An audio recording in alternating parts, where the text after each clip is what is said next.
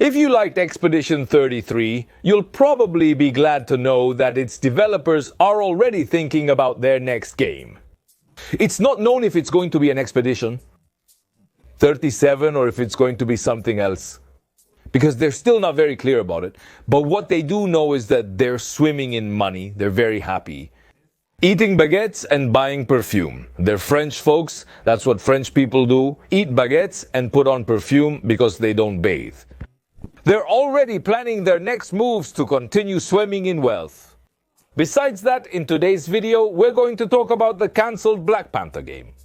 A title that, if you didn't know about, I'm here to tell you because that's what I'm here for.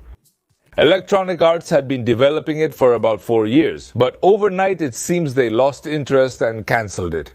However, there are several more Marvel games in development by Electronic Arts. We're going to talk about Death Stranding 2, we're going to talk about Death Stranding, the Death Stranding anime, the Death Stranding movie, the toothpaste, and we're also going to talk about Forza Horizon. 5 things about video games, news, movies, current events, and more in today's news compilation. What do you think? Do you see it well? Get comfortable because we're about to start, or sit however you want. We're going to start anyway.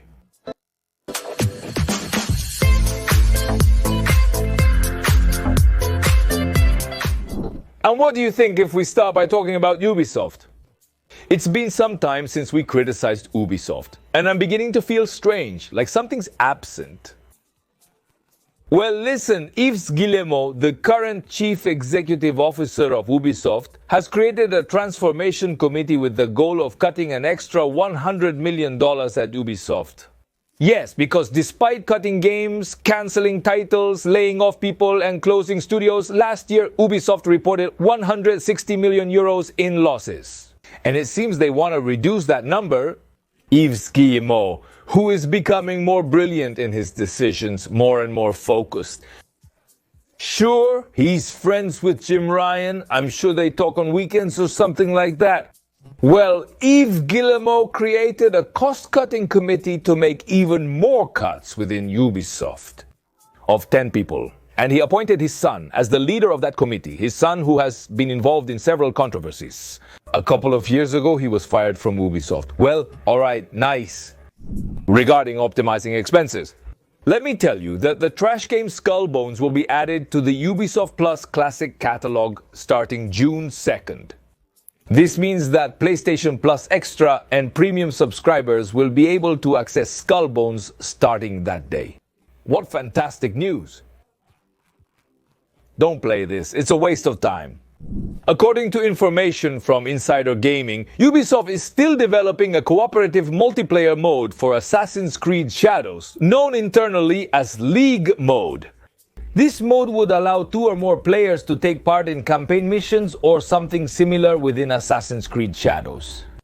Although Ubisoft hasn't made an official announcement about any of this, this multiplayer mode has been talked about for some time now. Tom Henderson also claims that, according to his sources, Ubisoft will release the first downloadable content for Assassin's Creed Shadows in September of this year. We don't have an official release date for this downloadable content as of today.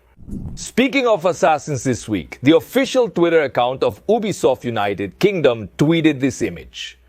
A cover of Assassin's Creed, black flag that comes with the text. Unfortunately, you have lost your memory in unfortunately. Who knows? Maybe it's a sign that soon, in this year's video game events, the events happening now in June, maybe we'll get an announcement about the rumored Black Flag remake, a remake that's on the table but hasn't been confirmed. But it's an open secret that Ubisoft is remaking this game. Maybe this is a hint, maybe we won't know, probably in June. Speaking of video game events in June, next Friday, June 6th, the Chofkigli event takes place, the Summer Game Fest.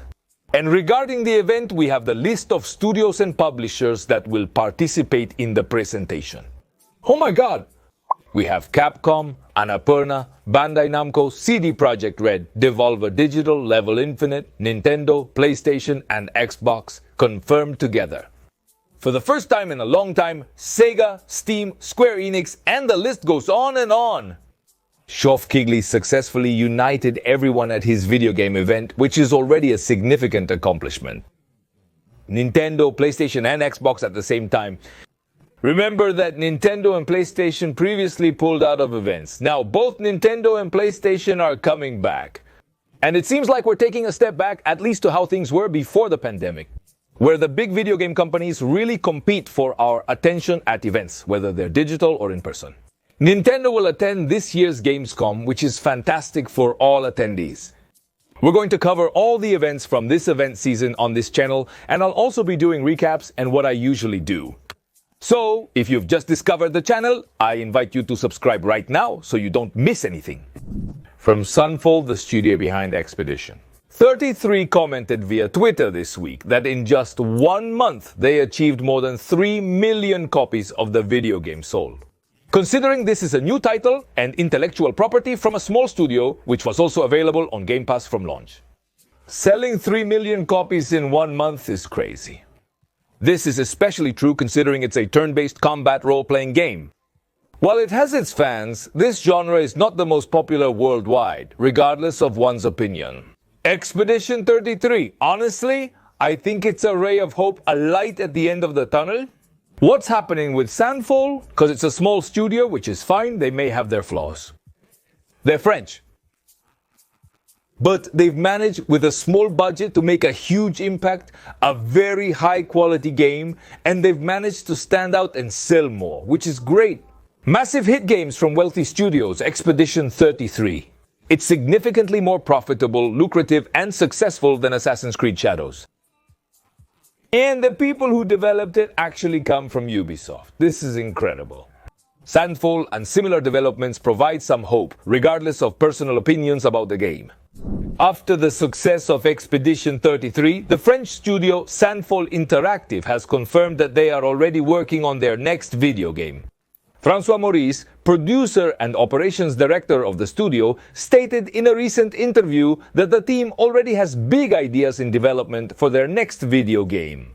Although they did not clarify whether they are going to make another Expedition 33 or if they are going to create a new intellectual property. Hopefully, they create a new intellectual property and start with something else, so they get encouraged. If it went so well for them the first time, why not a second time? Of course, we're going to have to wait, probably about 4 or 5 years, because that's about how long it took them to develop Expedition 33. Speaking of waiting and waiting for a few years, CD Projekt Red has confirmed the sequel to Cyberpunk 2077, which has already entered pre-production. So, does that mean they've already started thinking about what the game will be about? And since the game development process at CD Projekt usually takes at least 5 years, can we expect the sequel to Cyberpunk 2077 to be released at least in 2030? If everything goes well and nothing goes wrong. Speaking of CD Projekt, The Witcher 3. Wild Hunt will receive official mod support on consoles at the end of this year. This update will allow PlayStation 5 and Xbox Series players to access a selection of mods created on PC. Thanks to the integration with the Modio platform. This is great news for The Witcher 3 and for fans of Gerardo, since a lot of new, high-quality fan-created content is coming to The Witcher 3 on consoles. No date set yet, but coming this year. Let's go with a quick and juicy roundup of news about television, movies, and other geeky things that I think are really interesting. And we start with this, with The Last of Us, the home box office series. And the thing is, the series recorded a loss of half its audience compared to the first season. Compared to the first season, the final episode of this second season recorded 50% less viewership. It seems that this second season wasn't as interesting anymore. Maybe the same thing that happened with the game is happening again. Warner is moving forward with its plan to revitalize and remake Harry Potter. And we already have the cast of young actors confirmed who will play the trio of students. Just look at them, so full of youth. From left to right, we have Hermione, Harry, and finally, the redhead. They seem pretty accurate, don't they? I think they look pretty similar. At least they have... I was gonna say, at least they're the same color. But maybe I was going too far with that comment. Well, nowadays, I think it's something that isn't so common. Did I go too far with the comment or not?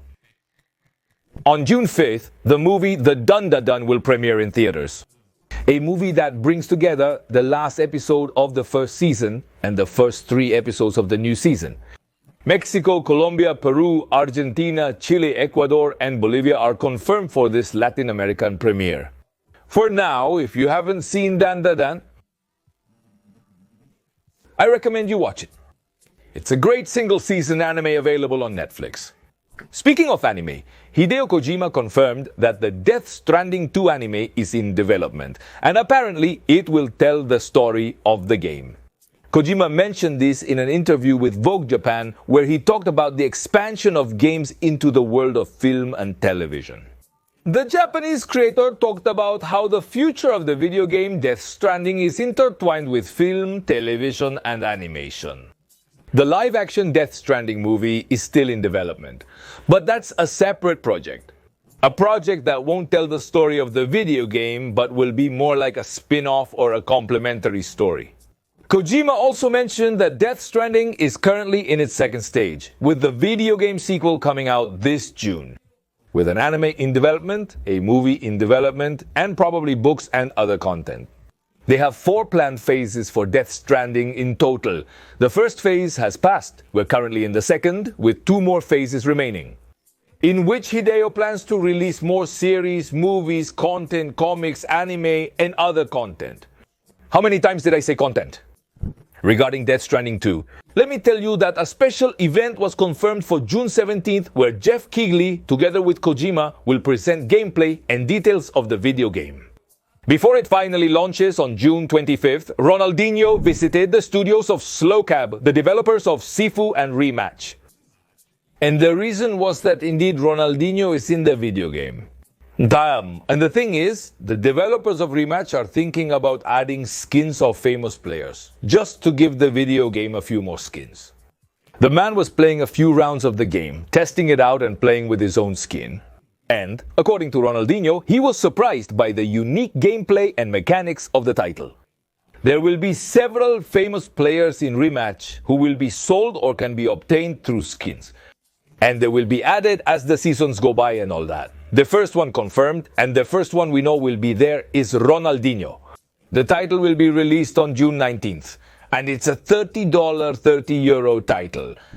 It was reported this week that several Xbox users were able to install Ark Riders on their consoles. This is very strange because the video game still doesn't have a confirmed release date.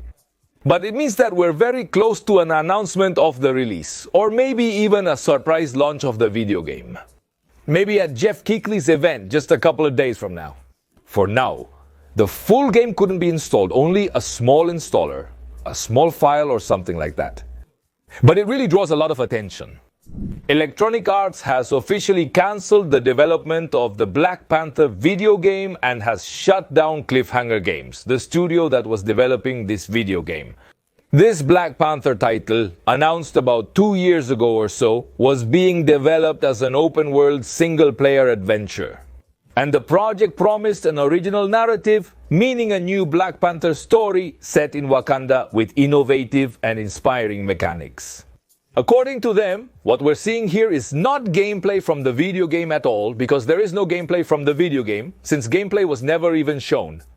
They cancelled the title, they cut it completely. The exact reason why is pretty strange. Because it's said that Electronic Arts is only going to focus on a handful of games and leave everything else aside. Reportedly, they'll focus solely on Battlefield, The Sims, and major IPs while discarding all other projects. The thing is, these statements from Electronic Arts contradict what they said later, that they're going to keep making new Marvel games. The cancellation of this Black Panther game has nothing to do with Marvel 1943, Rise of Hydra. This game is being developed by a different studio unrelated to the one for Black Panther.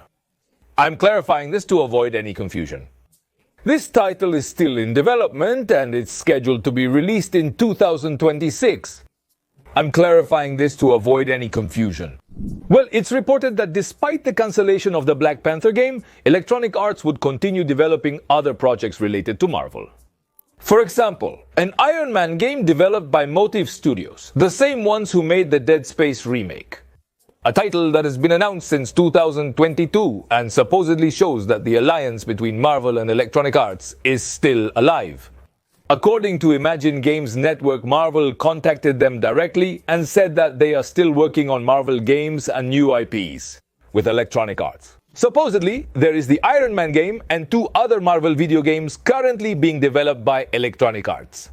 But at the same time, Electronic Arts says that they are going to focus on, as I was saying, Battlefield, and they are going to focus on The Sims. They won't focus on new IPs, but instead on expanding their biggest existing ones in numerous ways. Well, here there's someone saying A and someone saying B. They work together and they're not aware of it. I don't know what's going on. Marvel actually doesn't produce video games. Marvel doesn't have video game studios or development studios or anything like that, like Xbox, Nintendo, Sony, and others might have. What Marvel does is license its video games so that other studios with people, with employees and other things can make the games. So Marvel decides which studio yes, which studio no. They make deals and so on so that other people develop their games. It's the same as Warhammer. Games Workshop doesn't develop the games. Instead, it licenses them to other studios for development. That's why we have so many Warhammer games every year. A Warhammer game comes out every 25 minutes. And that's why we have so many Marvel projects going around. And that's why we have projects that get cancelled or not. And it seems like Marvel doesn't quite get it.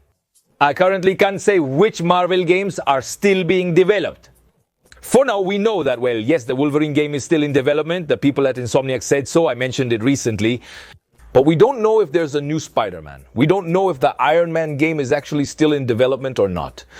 Because some say yes, others say no.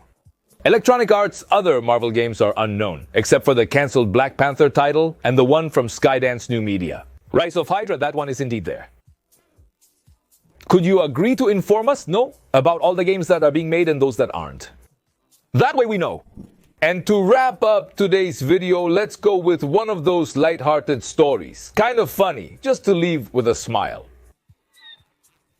Would you believe that Concord can't be any more embarrassing? Would you believe that we can't talk anymore about Concord? No, what happened, happened and that's it. But no, you're mistaken. Concord can still keep being embarrassing. And it turns out that a former lead developer of the game is auctioning off on the internet the commemorative plaque they were given for finishing Concord.